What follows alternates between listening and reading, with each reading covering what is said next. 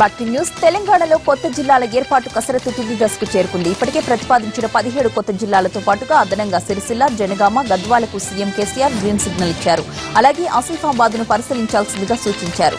2 రోజులుగా వివిధ జిల్లాల నేతలతో సుదీర్ఘ చర్చలు జరిపిన ముఖ్యమంత్రి కొత్త జిల్లాలు, మండలాలు, రెవెన్యూ డివిజన్ల సర్దుబాటుపై క్లారిటీ ఇచ్చారు. రానున్న దసరాకు తెలంగాణలో కొత్త జిల్లాలు అవతరించనున్నాయి. ప్రతి జిల్లాలో సగటున 3 లక్షల కుటుంబాలు ఉండేలా జిల్లాల పునర్వ్యవస్థీకరణ ఉండాలన్నారు. కేశవరావు నేతృత్వంలోని కమిటీ 2 రోజుల్లో నివేదిక ఇస్తుందని ప్రకటించారు.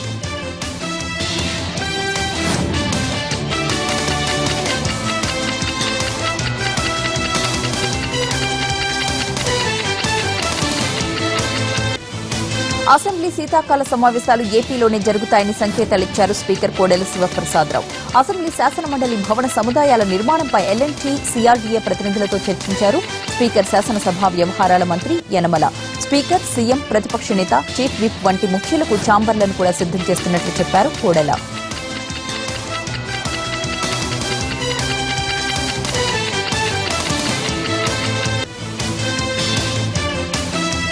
శాసన మండలి భవనాల నిర్మాణాన్ని కూడా చైర్మన్ గారు, లెజిస్లేటివ్ అఫైర్స్ మినిస్టర్ గారు, డిప్యూటీ స్పీకర్ గారు, డిప్యూటీ చైర్మన్ గారితో కలిసి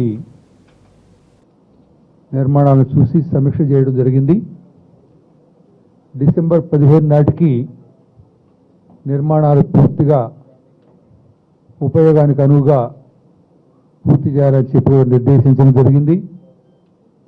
10 సంవత్సరాలు మనకు హైదరాబాద్లో ఉండటానికి అవకాశం ఉన్నప్పుడు కూడా చట్ట ప్రకారంగా 10 సంవత్సరాలు అక్కడ ఉన్నట్లయితే ఇక్కడ సెపరేట్ స్టేట్ ఏర్పడిన తర్వాత ఈ ప్రాంతానికి దూరంగా ఉంటుంది క్యాపిటల్. అంటే దూరంగా ఉండవలసినటువంటి అవసరం లేదు, ప్రజల దగ్గరికే వెళ్ళాలనేటువంటి ఉద్దేశంతో ఇది ఇమీడియట్గా మనం షిఫ్ట్ చేశాం. ఈ షిఫ్టింగ్ ప్రాసెస్లో ఏంటంటే పర్మనెంట్ బిల్డింగ్స్ కొంత టైం పడుతుంది కాబట్టి టెంపరీ సెక్రటరియట్ అని బిల్డింగ్స్ కట్టాం.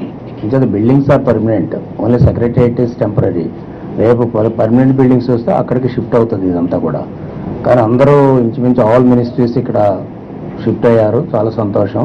ఆధీనంలో ఉంటాయి అవి క్యాబినెట్ నిర్ణయం తీసుకోవాలి, సీఎం గారు నిర్ణయం తీసుకోవాలి. ప్రస్తుతానికి తెలంగాణ సీఎం కేసీఆర్ పై సభా హక్కుల ఉల్లంఘన నోటీసు ఇవ్వడానికి సిద్దమైంది టీ కాంగ్రెస్. గణేష్ నిమజ్జనం తర్వాత 2వ విడత వర్షాకాల అసెంబ్లీ సమావేశాలు నిర్వహిస్తామని బీఎస్సీలో హామీ ఇచ్చిన ముఖ్యమంత్రి మాట తప్పారని ఆరోపిస్తున్నారు నేతలు. బీఎస్సీలో జరిగిన చర్చ, అసెంబ్లీ సమావేశాలను పొడిగించాలని అప్పుడు విపక్షాలు చేసిన డిమాండ్, వాటికి కేసీఆర్ ఇచ్చిన సమాధానాలకు సంబంధించిన మినిట్స్ ను తమకు అందజేయాలంటూ అసెంబ్లీ కార్యదర్శి సదారాంకు లేఖ రాశారు. షబ్బీర్ అలీ, చిన్నారెడ్డి ఆ సమాచారం రాగానే నోటీసు ఇస్తామని చెప్పారు. రాష్ట్రంలో విద్యుత్ ఉత్పత్తి, సరఫరా, డిమాండ్లపై సమీక్షించారు సీఎం కేసీఆర్. వ్యవసాయ విద్యుత్ సరఫరాకు తగిన చర్యలు చేపట్టాలని అధికారులకు సూచించారు. ఇటీవల కురిసిన భారీ వర్షాలతో భూగర్భ జలమట్టం బాగా పెరిగిందని, ప్రతి ఎకరాలో పంట సాగుకు అవకాశం ఉంటుందని ఆశాభావం వ్యక్తం చేశారు సీఎం. పగటిపూటే 9 గంటల కరెంటు అందించాలని సూచించారు. డిమాండ్కు తగిన విద్యుత్ సరఫరా చేసేందుకు సిద్దంగా ఉన్నట్లుగా సీఎం కేసీఆర్ కు తెలియజేశారు జెన్కో సీఎండీ.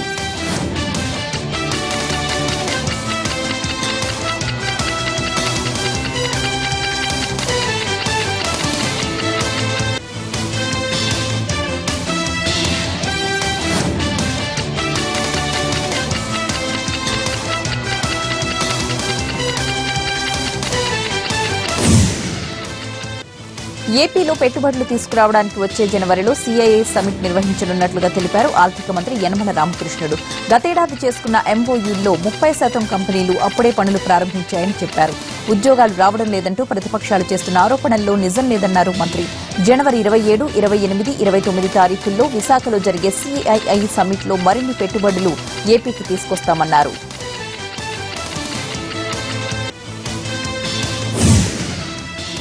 ఏపీలో పెరుగుతున్న సిమెంట్ ధరల కట్టడికి ప్రభుత్వం అన్ని రకాల చర్యలు తీసుకుంటుందని తెలిపారు మంత్రి యనమల రామకృష్ణుడు. బిల్డర్స్, సిమెంట్ కంపెనీల ప్రతినిధులతో సమావేశమైన ఆయన ధరలపై చర్చించారు. సిమెంట్ కంపెనీలు కొమ్మక్కై మార్కెట్లో కృత్రిమ కొరత సృష్టించి అధిక ధరలకు అమ్ముతున్నారని బిల్డర్లు మంత్రికి ఫిర్యాదు చేశారు. కేబినెట్ సబ్ కమిటీతో చర్చించి సిమెంట్ ధరల విషయంలో నిర్ణయం తీసుకుంటామన్నారు మంత్రి.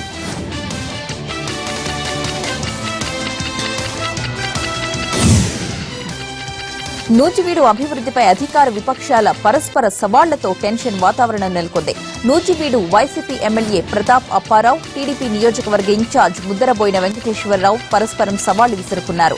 ఆర్ఎండ్బీ అతిథి గృహం వద్ద చర్చిద్దామంటూ సవాల్ చేశారు. భారీగా కార్యకర్తలతో ఇళ్ల నుంచి బయలుదేరిన నేతలను పోలీసులు అడ్డుకున్నారు. ఇద్దరి ఇళ్ల దగ్గర ఉద్రిక్త వాతావరణం ఏర్పడింది. అనంతరం పరస్పరం విమర్శలు గుప్పించుకున్నారు నేతలు.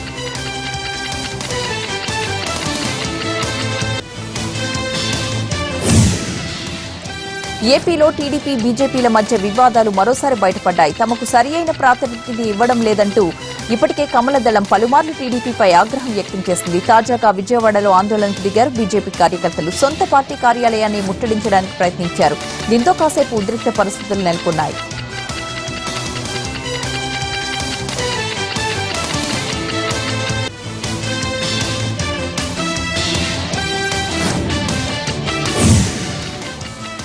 ప్రభుత్వ అధికారులతో గిల్లి కజ్జాలు పెట్టుకునే దెందులూరు ఎమ్మెల్యే చింతమనేని ప్రభాకర్ రావు మరోసారి తన ట్రేడ్ మార్క్ చూపించారు. ఏలూరులో ట్రాఫిక్ పోలీసులపై నోరు పారేసుకున్నారు ఎమ్మెల్యే. నిబంధనలు పాటించని ఆటోలపై చలాన్లు రాస్తున్నందుకు పోలీసులపైనే మండిపడ్డారు. ఆటోలు అద్దెకు తెచ్చుకుని బతుకుతున్న వారికి ఎందుకు చలాన్లు రాస్తున్నారంటూ ప్రశ్నించారు. మరోవైపు చలాన్లు చెల్లిస్తున్న వాహనదారులను అక్కడి నుంచి పంపించివేశారు.